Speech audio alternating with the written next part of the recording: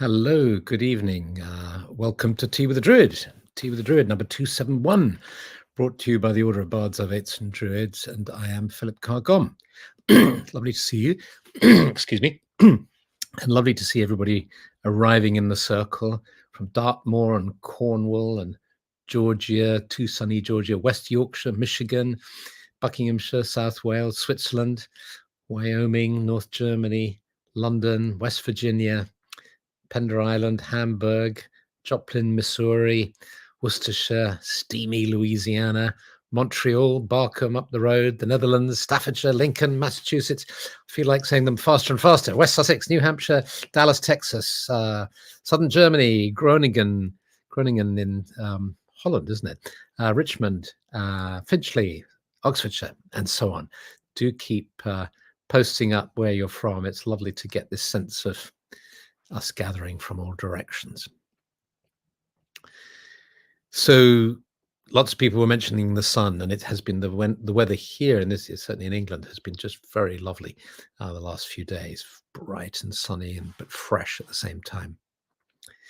So how are you feeling? Type in how you're feeling.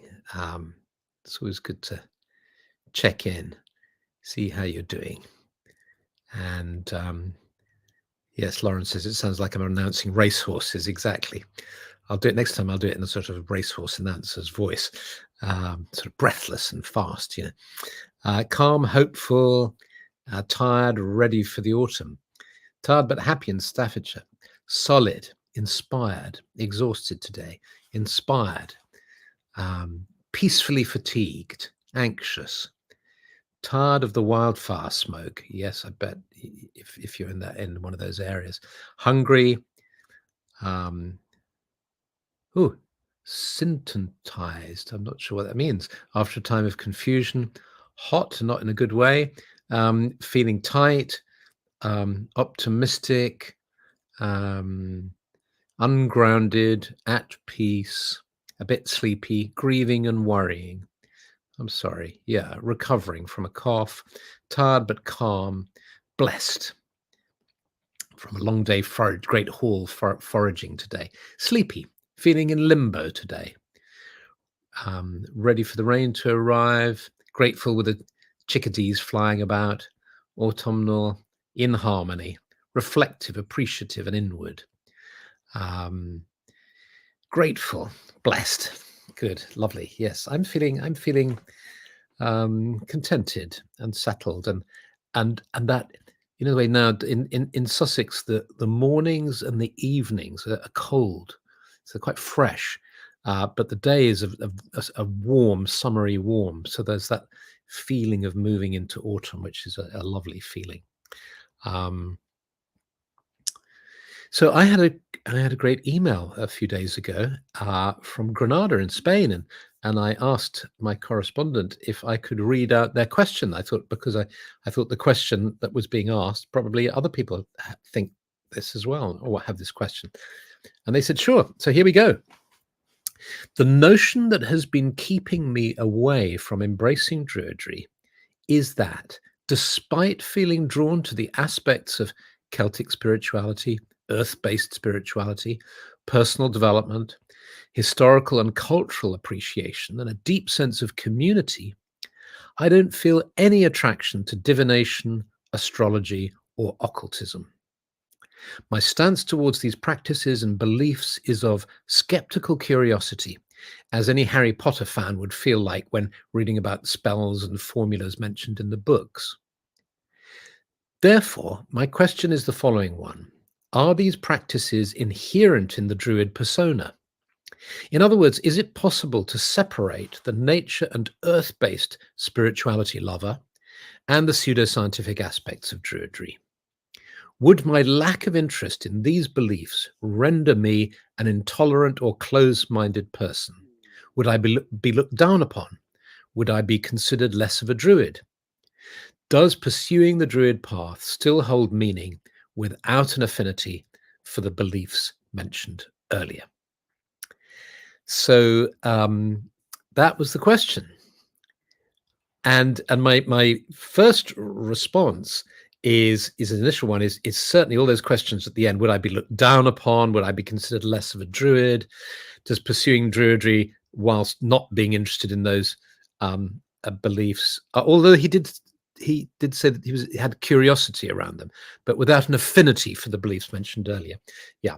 And of course, the answer is absolutely not. You wouldn't be looked down upon. One of the reasons I love druidry and I love our community is that it's so tolerant and so fair and so broad-minded, and that it attracts so many different people. One of the things that has struck me in big gatherings, Druid gatherings, is that they don't seem to be appealing to just one type of person. They're not all one age group, not not a particular kind of person, and that's great.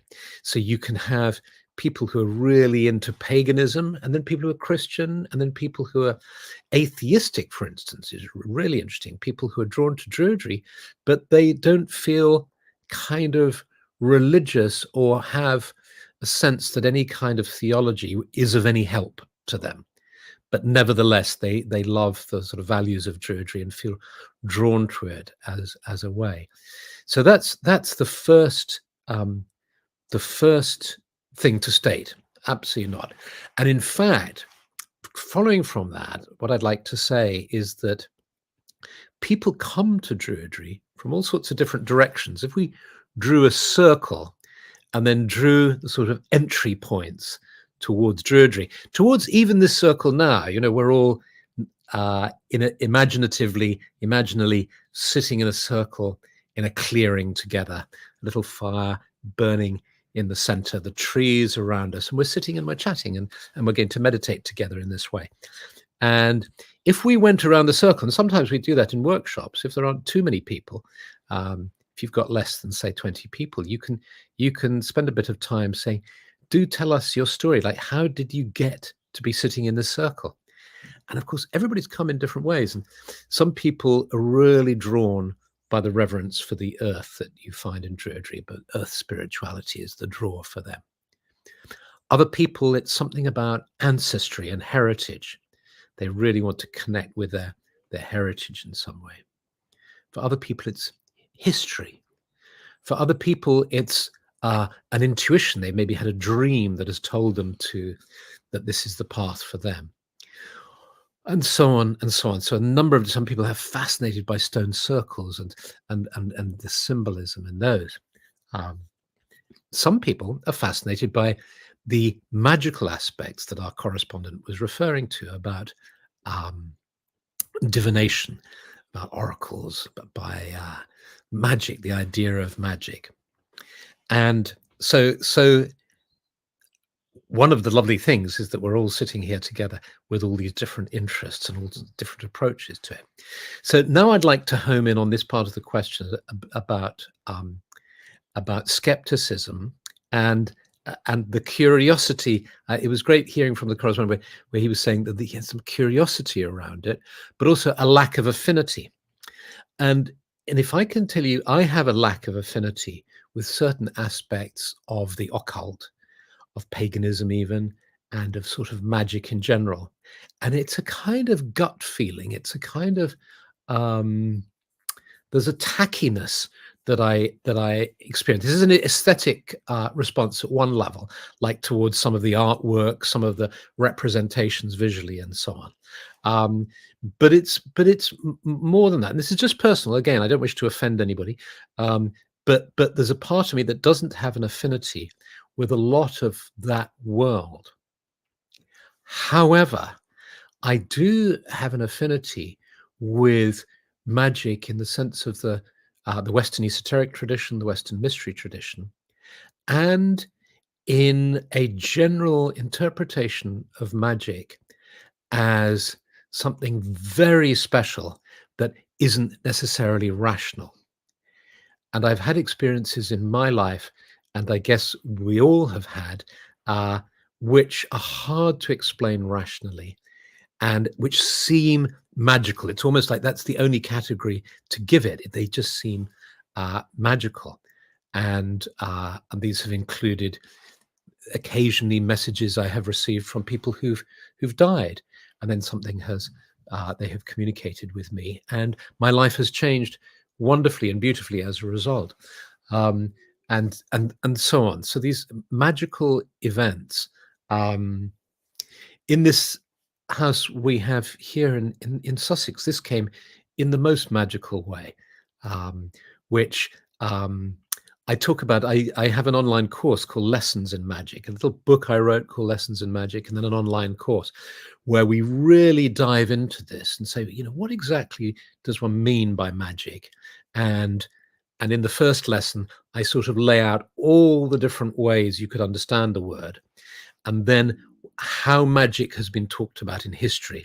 What is high magic? What is low magic? What is folk magic?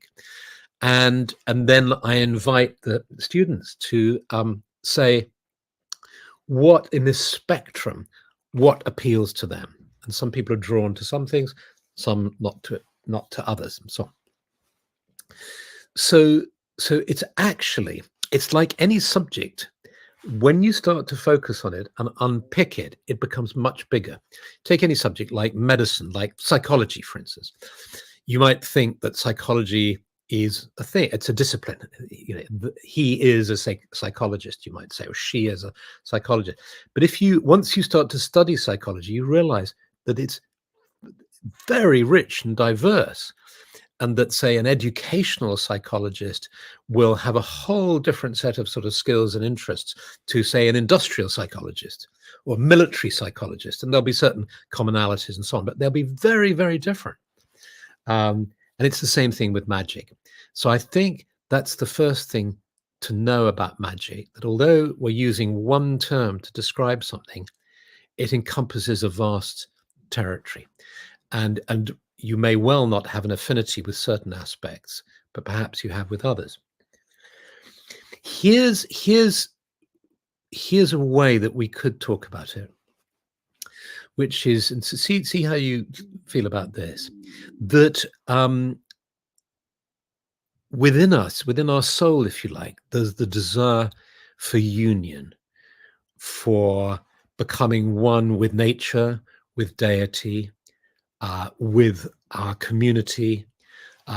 This yearning for union and for unity consciousness we talk about, is a reality we can experience in meditation, in communion with the natural world, and in communion with other people.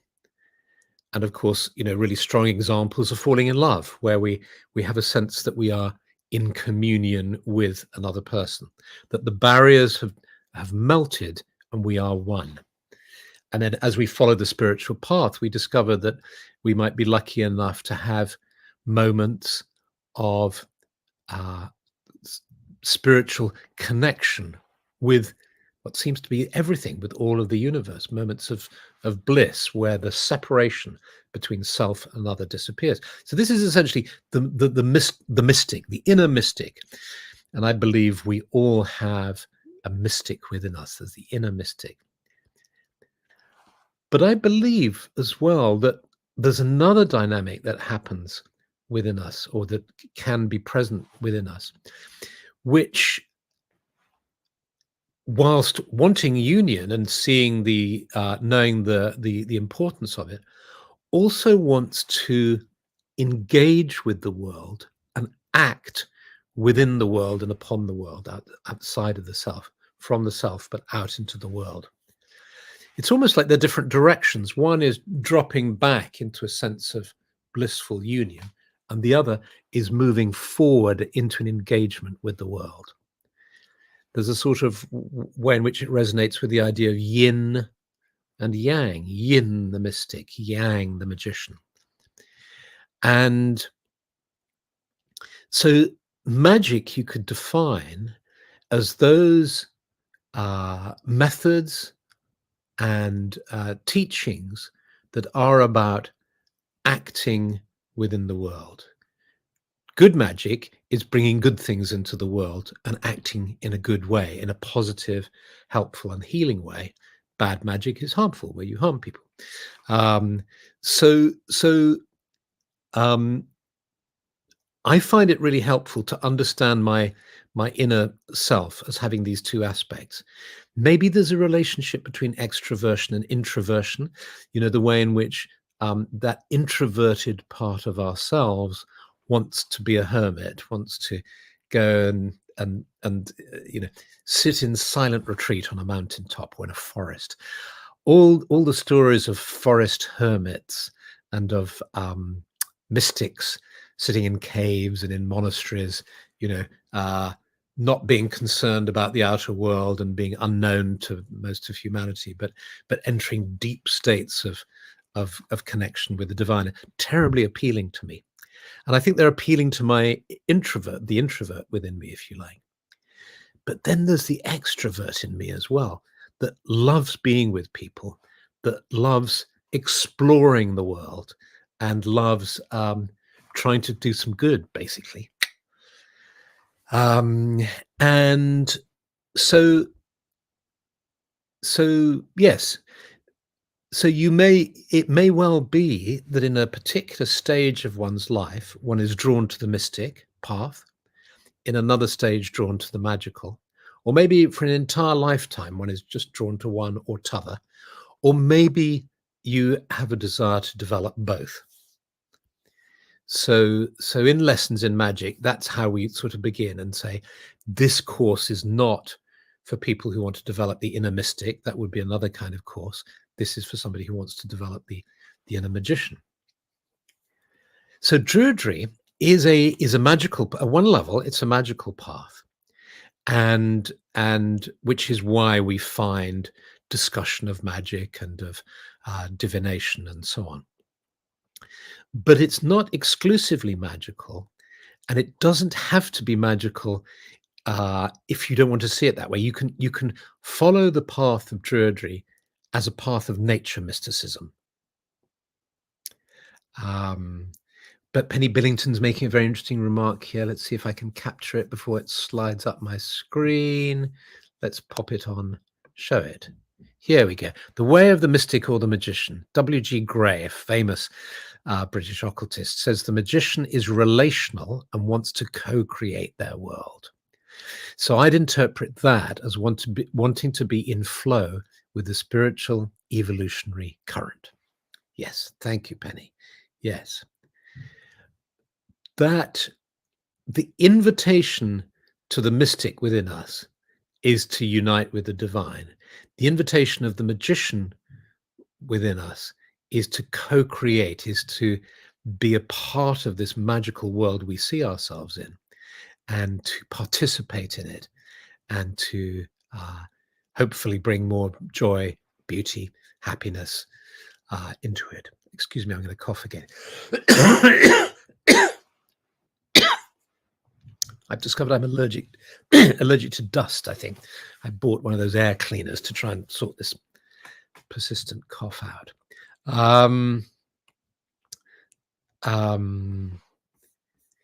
Yes, there's some very interesting comments coming up. Let's see. Blake, I do find myself becoming slightly more introverted as I age. That, of course, doesn't mean a total hermit, but rather preferring smaller groups and deeper interactions. Yeah. So I think to just to come back to the question that was asked in that email, and then we'll go on to have a meditation. If these ideas of the occult, of divination, of magic don't appeal to you, you can still follow Druidry, and you can follow it as a way of nature spirituality, nature mysticism, and because it's a way that's open. I think being open to the magic, because I think one of the reasons we're attracted to nature mysticism and to working with earth spirituality is our natural sense of awe and wonder at the world of nature. We might find ourselves saying that it's magical, and often my experience of magic will be the passive one of allowing magic to happen to me, allowing myself to be in magical places and to soak in the atmosphere and to look out at the beautiful landscape and to uh, open to an appreciation of the wonder and beauty that is life, which I choose often to think of as magical, because to me, in thinking in that way, it gives it an extra, it gives it a, well, it helps me feel grateful and to experience awe, basically. So, so let's. I'm seeing there's some lots of lovely comments, so do keep them coming in, and I'll read them at the end. But let's go into a meditation now. Let's see if we can experience these two aspects. Let's see if that's possible in a brief meditation to get a feel for it. So, for those of you who have been in a tea before, you'll know the form, and already, I guess, you'll have begun to enter into the altered state. But what we do in the 10 minutes or so that we meditate together is essentially move from a state of using our rational minds and watching a little picture on the screen, and listening, trying to understand what this bloke is talking about and so on. We move from this ordinary state of consciousness to a different state of consciousness. It's possible that if we were wired up, we'd notice how we're dropping from beta brain waves to predominantly alpha brainwave state, dropping down. And to do that, the first thing we do is lower our gaze or close our eyes, because in doing that, suddenly a whole bunch of information is not coming into our cortex. And instead, the inner world is opening to us. And we can imagine the floor beneath us, the walls around us, and the ceiling above us beginning to fade as we sense instead that we're coming into, or perhaps we already are in, a sacred grove, a clearing in the woods. And find a place that's comfortable, if you haven't already, and sit down. And just take a moment just to soak in the atmosphere. And you might see it really clearly. You might get a sense of being in a forest clearing with others sitting in a circle with a little fire burning in the middle. Or you may just feel it, or you may have to imagine that you can feel it and see it, because you can't really see or feel anything. But somehow that's okay too. That's one of the mysteries of this. So even if you're not seeing anything in your inner eye, with your inner eye, or sensing anything, you can just imagine, pretend, play, be open to the idea that you're sitting in a circle in the forest, and then becoming attuned to the earth. And to do that, it helps to actually close your inner eyes if you are looking around, and just to open to a sense of the earth beneath you. And notice how you can sense this earth is so alive. The solidity of this earth, all the creatures, all the life in this earth, the moisture, the soil and rocks, all the roots of the plants, the wood wide web all connected up beneath our feet. And you feel how you can sense the roots of the trees now. It's almost as if you can see them, perhaps in some sort of magical or mysterious way. The roots of the trees, and you sense the moisture being drawn up and the energy of the earth flowing up you too. This natural healing energy of the earth that flows through your body. And maybe it flows into your body and your energy field on the in-breath. And on the out-breath, you just allow yourself to relax, just letting any tiredness and fatigue fall away from you into the ground. Breathing in the energy of the earth.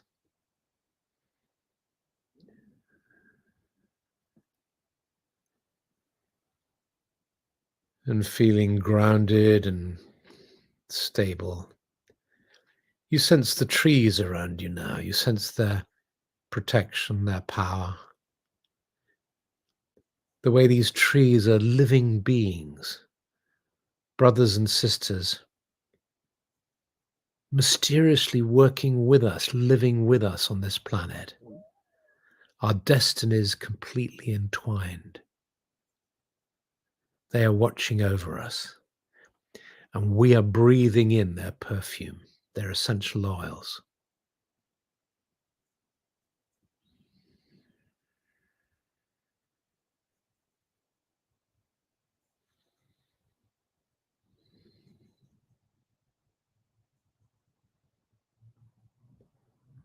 And you notice their branches reaching high into the air above you. And beyond the branches, the sky. And now you breathe in the energy of the sky deeply. Notice how it invigorates and vitalizes your body, bringing vitality. Every time you breathe in the energy of the sky. And it meets the energy of the earth within the center of your being.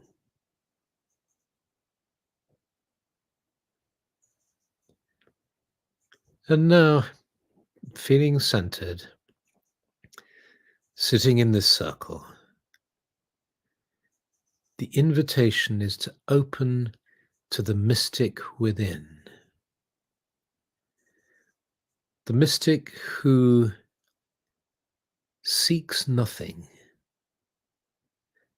who simply is present.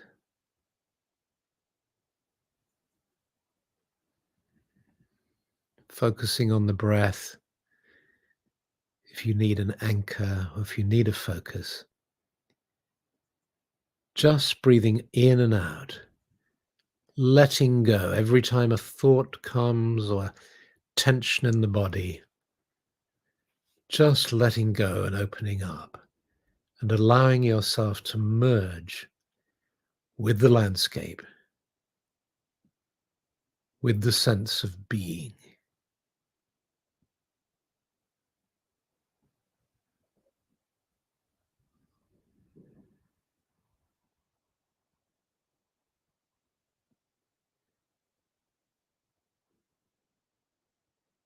Feeling at one with the trees, with the earth and the sky,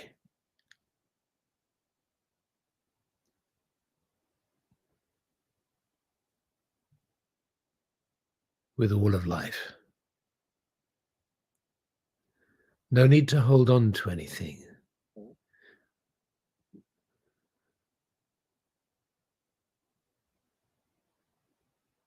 Dropping deeper and deeper into this sense of oneness.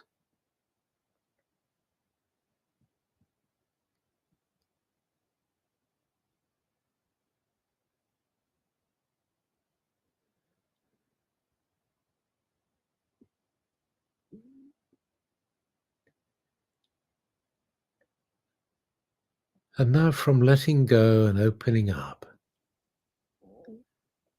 just gradually bring your awareness to your hand and your arm. Imagine or move physically, or just imagine that you move your dominant hand to your heart.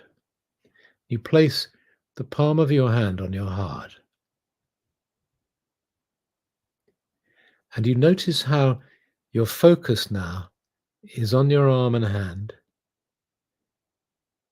And slowly open your inner eyes and move your hand away from your heart and start to move it towards the earth.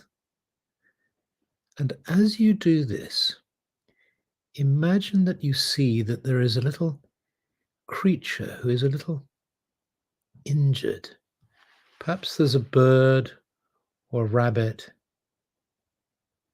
or even a plant, it could be. Something that needs healing and that needs love. And just imagine you're moving your hand towards this creature or towards this plant. And sense the warmth flowing down from your heart, down your arm and down your hand, through the palm of your hand. And you might want to use your other arm and hand too, if that feels right.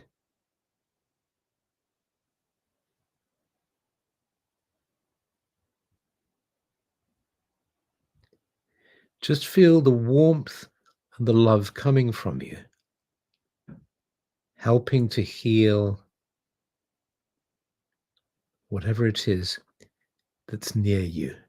Perhaps you're picking the little creature up in your hands. Perhaps you're just a few inches away from it, just radiating that warmth and love.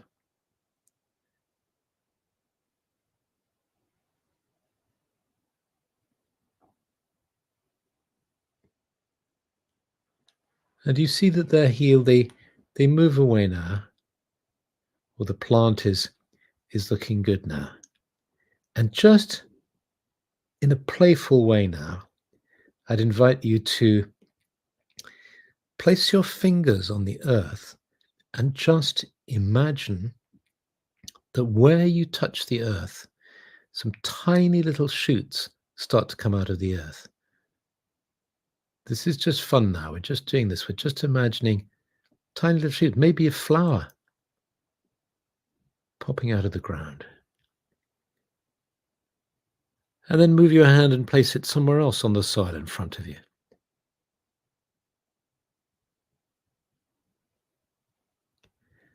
And now move your hand away.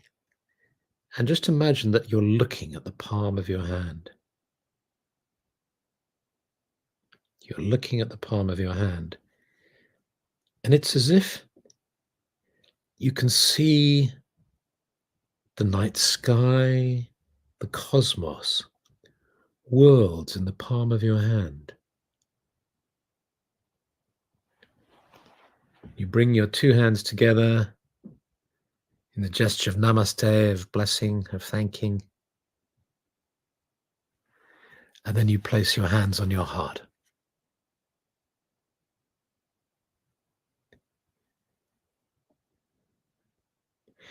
May there be magic in our lives. May we offer our gifts to the world. May all life be blessed. May all lives be blessed.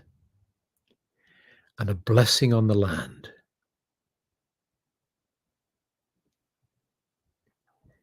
And now you notice your companions sitting around in the circle. And you realize you part your hands and you're about to take the hand of each companion to either side, and you realize how much your hands contain, how much the palms of your hands are connected to other worlds and to magical powers. And you hold, with that knowledge, you hold the hands to either side of you. And you feel now the circle, all of us holding hands together.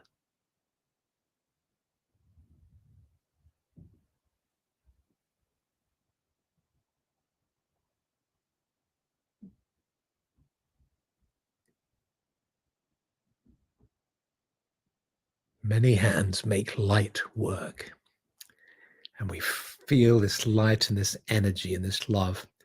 And we ask that the earth might be blessed. We ask that our lives might be blessed. And then we squeeze the hand to either side of us, letting go, moving our hands back to our laps, being conscious now of being seated in the circle, the earth beneath us, the trees around us, sky above us, small fire burning in the center. And then gradually our awareness, as we feel settled in it, our awareness of this circle begins to fade as we become aware of being seated in front of our screens, fully present, here and now. And when you feel ready, you open your eyes.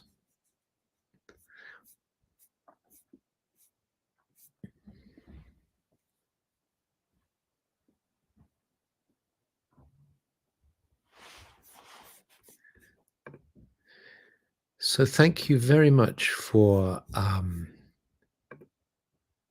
being here this evening. Just in case you're interested in pursuing those ideas further about the lessons in magic that I mentioned, I'll pop a link there. And have a really wonderful week. And I know there are a lot of comments. I didn't get to see them all, so I'm going to make tea and come back and read them. And have a really lovely week, and much love and many blessings. And I'll see you next week. Okay, bye then. Bye.